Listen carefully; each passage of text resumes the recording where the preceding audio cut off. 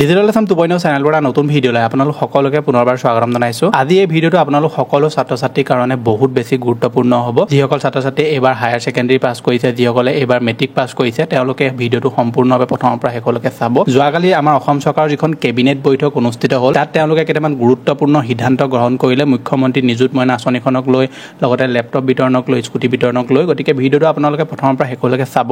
আমি সকলোখিনি কথা এই ভিডিঅ'টোতে A to Z আলোচনা কৰিম। ভিডিঅ'টো যদি এতিয়ালৈকে লাইক কৰা নাই, লাইক এটাও কৰি দিব। চেনেললৈ যদি প্ৰথম আহিছিলে সাবস্ক্ৰাইব কৰি ল'ব এনেকুৱা ধৰণৰ ইনফৰমেটিভ ভিডিঅ'সমূহ ৰেগুলাৰ চাই থাকিবৰ কাৰণে। এতিয়া প্ৰথমে আমি আলোচনা কৰিলোঁ মুখ্যমন্ত্ৰী নিযুত মইনা আঁচনিখনক লৈ যোৱাকালি কেবিনেট বৈঠকত কি সিদ্ধান্ত লোৱা হ'ল আপোনালোকে চাব পাৰে এই নটিফিকেশ্যনটোত। মুখ্যমন্ত্ৰী নিযুত মইনা আঁচনিৰ জৰিয়তে ছাত্ৰী শক্তি সবলীকৰণ, উচ্চ শিক্ষাত ছোৱালী শিক্ষাৰ্থীৰ নামভৰ্তিৰ বৃদ্ধিৰ বাবে মুখ্যমন্ত্ৰী নিযুত মইনা আঁচনিৰ অধীনত ছোৱালী শিক্ষাৰ্থীক নামভৰ্তি সাহায্য হিচাপে আৰ্থিক সহায় আগবঢ়োৱাত অনুমোদন, উচ্চতৰ মাধ্যমিক, স্নাতক আৰু স্নাতকোত্তৰ প্ৰথম বৰ্ষত নামভৰ্তি কৰা চৰকাৰী বা ভেঞ্চাৰ শিক্ষানুষ্ঠানৰ ছাত্ৰীসকল অৰ্থাৎ পৰিয়ালক যিকোনো অৰ্থনৈতিক স্থিতি নিৰ্বিশেষে বৰ্তমানে এই আঁচনিৰ বাবে যোগ্য হ'ব।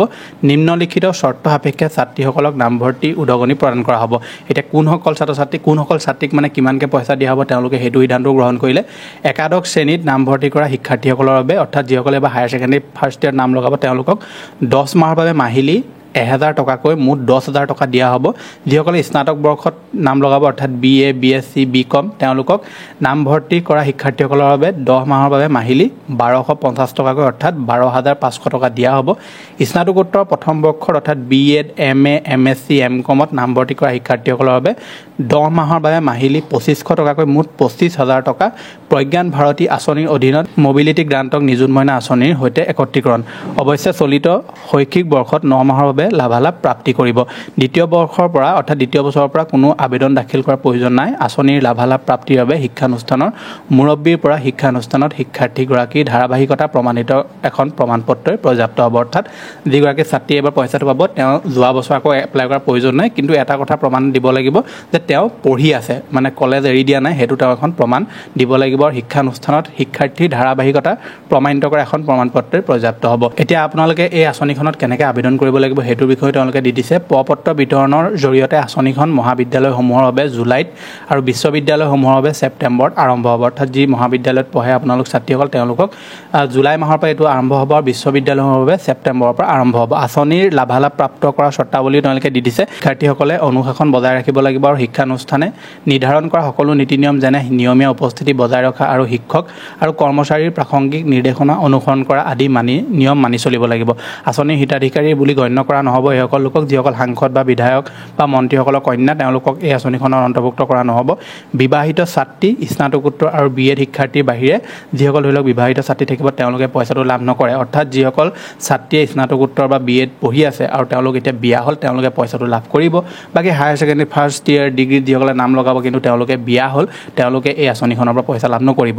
প্ৰজ্ঞান ভাৰতী আঁচনিৰ অধীনত স্কুটাৰ প্ৰাপ্ত কৰা ছাত্ৰীসকল কোনো শিক্ষাৰ্থীয়ে প্ৰজ্ঞান ভাৰতী আঁচনিৰ পৰা নাম কাটি দিয়ে তেন্তে এই নিযুত মইনাৰ বাবে যোগ্য বিবেচিত হ'ব। অৰ্থাৎ কোনো শিক্ষাৰ্থীয়ে প্ৰজ্ঞান ভাৰতী আঁচনিৰ পৰা যদি নাম কাটি দিয়ে তেতিয়াহে তেওঁলোকে নিযুত মইনাৰ বাবে যোগ্য বিবেচিত হ'ব। ব্যক্তিগত প্ৰতিষ্ঠানৰ নামভৰ্তি কৰা ছোৱালী শিক্ষাৰ্থীসকল ভেঞ্চাৰ প্ৰতিষ্ঠানৰ বাহিৰে যিসকল ধৰি লওক ছাত্ৰীয়ে ব্যক্তিগত প্ৰতিষ্ঠানৰ নামভৰ্তি কৰিব অৰ্থাৎ প্ৰাইভেট কলেজত নামভৰ্তি কৰিব তেওঁলোকক এই আঁচনিখনত অন্তৰ্ভুক্ত কৰা নহ'ব। গতিকে এই যি 4টা কেটেগৰী দিছে এই 4টা কেটেগৰীৰ ভিতৰত পৰা ছাত্ৰীসকলক এই আঁচনিখনৰ কাৰণে যোগ্য বুলি তেওঁলোকে গণ্য নকৰে। এই আঁচনিৰ দ্বাৰা 2 লাখতকৈ অধিক ছাত্ৰী লাভান্বিত হ'ব বুলি ধাৰ্য কৰা হৈছে, যাৰ উদ্দেশ্য হৈছে মেট্ৰিকৰ পাছত সামগ্ৰিক মুঠ নামভৰ্তি অনুপাত বৃদ্ধি কৰা আৰু বাল্য বিবাহৰ সামাজিক অশুভ শক্তি দূৰ কৰাত সহায় কৰা। অৰ্থাৎ এই পইচাটো চৰকাৰে এইকাৰণে বিতৰণ কৰিছে যাতে ছাত্ৰীসকলে পঢ়ে আৰু যিসকল ছাত্ৰীয়ে ধৰি লওক মেট্ৰিক দি বিয়া হৈ গুচি যায় বা মাক বাপেকে বিয়া দি দিয়ে ছোৱালীজনী পঢ়াবৰ পইচা নাই বুলি, তেওঁলোকক যাতে চৰকাৰে কিবা এটা সহায় কৰি পঢ়াব পাৰে সেইকাৰণে এই আঁচনিখন তেওঁলোকে আনিছে। আঁচনিৰ ধন 11 অক্টোবৰৰ পৰা DBTৰ জৰিয়তে সকলো হিতাধিকাৰীক বিতৰণ কৰা হ'ব। অৰ্থাৎ 11 অক্টোবৰৰ পৰা আপোনালোকে এই যিটো পইচা আছে এই পইচাটো আপোনালোকৰ ডাইৰেক্ট বেংক একাউণ্টত ট্ৰান্সফাৰ কৰা হ'ব। গতিকে তাৰ কাৰণে আপোনাৰ খুবমতে বেংক একাউণ্টটো আধাৰ কাৰ্ডৰ লগত লিংক হৈ থকাটো যথেষ্ট জৰুৰী হ'ব। এতিয়া আহোঁ আমি বাকী যিখিনি আঁচনিৰ বিষয়ে তেওঁলোকে ক'লে। মেধাৱী শিক্ষাৰ্থীক প্ৰেৰণামূলক অনুদান।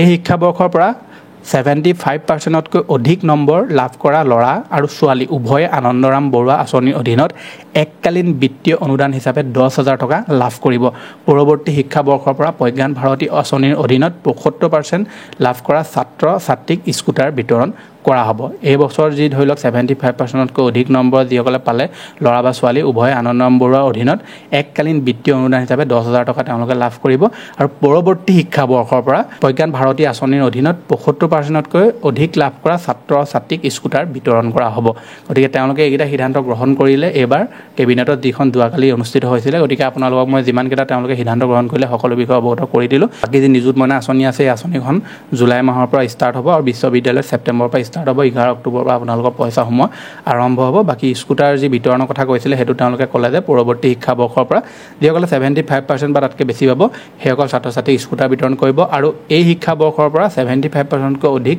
নম্বৰ লাভ কৰা ল'ৰা বা ছোৱালী উভয়ে আনন্দ বৰুৱা আঁচনিৰ অধীনত এককালীন বিত্তীয় অনুদান হিচাপে 10,000 টকা লাভ কৰিব গতিকে এইকেইটা আছিলে যে দিবলগীয়া ইনফৰমেশ্যন আশা কৰিছোঁ আপোনালোকে ভিডিঅ'টো চাই ভাল পালে যদি ভাল পালে ভিডিঅ'টোত লাইক কৰিব চেনেললৈ যদি প্ৰথম আহিছিলে ছাবস্ক্ৰাইব কৰি ল'ব এনেকুৱা ধৰণৰ ইনফৰমেটিভ ভিডিঅ' মোৰ ৰেগুলাৰ চাই থাকিবৰ কাৰণে লগ পাম নতুন ভিডিঅ'ত আজিলৈ ধন্যবাদ